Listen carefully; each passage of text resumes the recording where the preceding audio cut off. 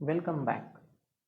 Today we are going to see definitions of kernel and image of linear transformations. So chalo, let us begin with the definition of kernel. So given two vector spaces V and W and a linear map T from V to W, kernel of T is denoted by KER of T and it is defined as, now we are going to call this as kernel of T only, and it is defined as kernel of T is equal to set of all V belonging to V such that T of V is equal to 0. Now whatever 0 is present here, basically it is 0 of what? W. So instead of writing only 0, I will write it as 0 to the suffix W. Fine. Note one thing. In order to understand the definition of kernel, you should understand this set actually. Okay. So that we are going to see in the next slide. At present, you just remember that kernel of T contains elements of V. Elements of V in the sense what? The elements of domain of a linear transformation. Meaning is your kernel of T is always a subset of what? The domain. Next point, but which element of V, that is domain of a linear transformation, are present in kernel of T? So there are some special elements in the domain satisfying some property. And what is that property? This is the property. Okay, means those element of V that are mapped to what? 0 of your W, that elements are present in what?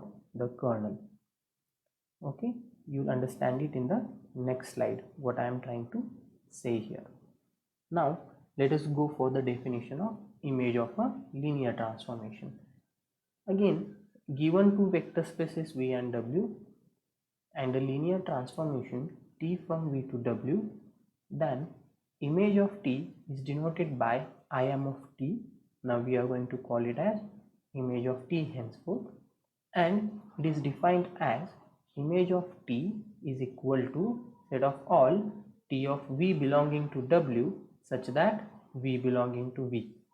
So the meaning over here is, try to understand, if we are having an element of V, simplifying image of that, and that element will be present in image of T.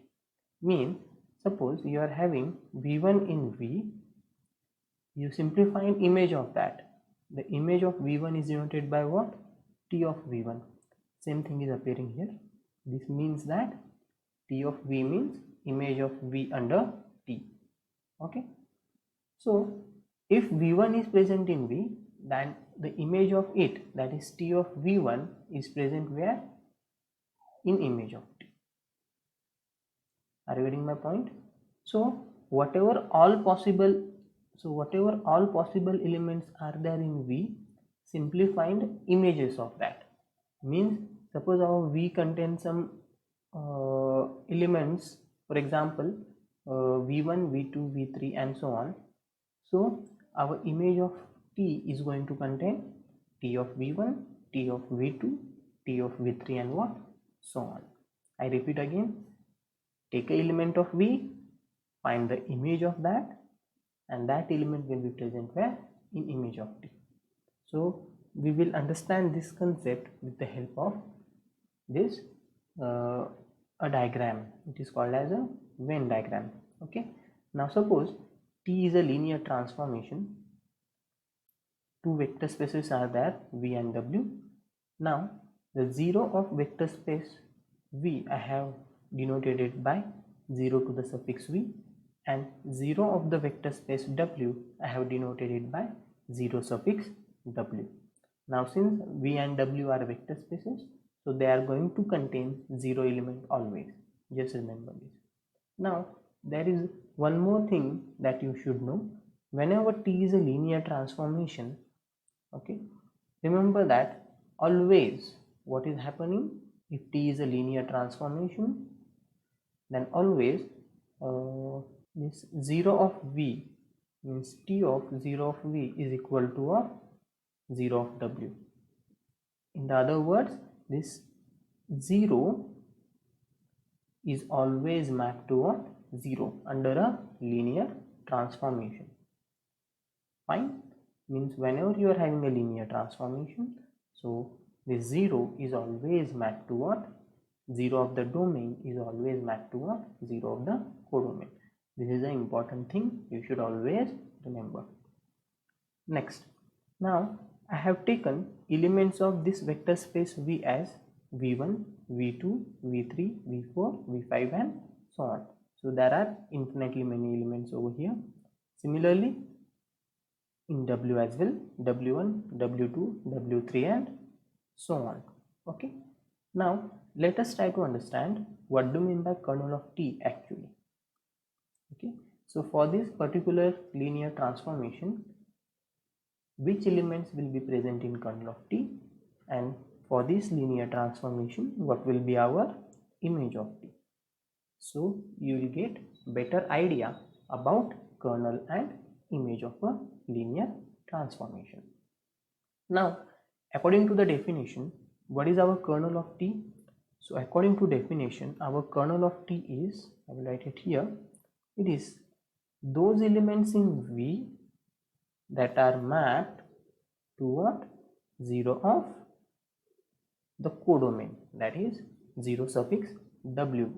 Okay, so try to figure out the elements of V that are mapped to 0 of W. This is our 0 of W, right? You can see that in V there are 3 elements that are mapped to 0 of W. Which are that 3 elements? First one is 0 of V, that is mapped to what? 0 of W. So therefore your kernel is going to contain what? 0 of V. Next, again you can observe this V2. Okay, this V2 is also mapped to what? This 0 of W. So the next element that is present in kernel is V2. And what about this V1? V1 is mapped to W3, right? So it is not present in kernel. Next, what about V3? V3 is also not mapped to 0, so it will not be in kernel. What about V4? V4 will also not be in kernel. What about V5? You can see that this V5 is mapped to 0 of W, so therefore your kernel is going to contain V5 also, and so on. There may be some other elements in V that may be mapped to what? 0 of W. So that many elements from V will be present where? In your kernel of T, right? Now note one thing, it may happen that your kernel of T may contain one element only. Okay, can you guess which will be that element? As I have told you, under a linear transformation, always 0 is mapped to 0. So your kernel of T is going to contain at least one element always, that is what? 0 of V. म्हणजे कमीत कमी 0 element colonel मध्ये कायम असणार आहे.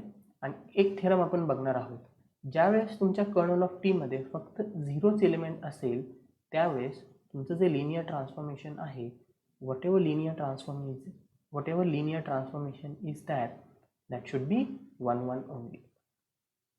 Is that okay? So T is 1 1 if and only if kernel of T is singleton 0. Now let us try to understand image of T.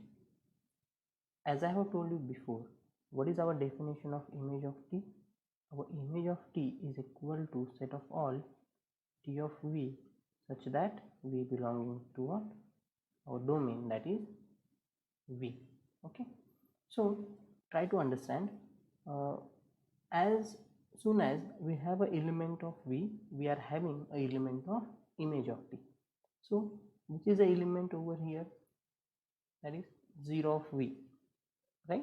So therefore simply take image of that, and that element will be present where? In the image of T.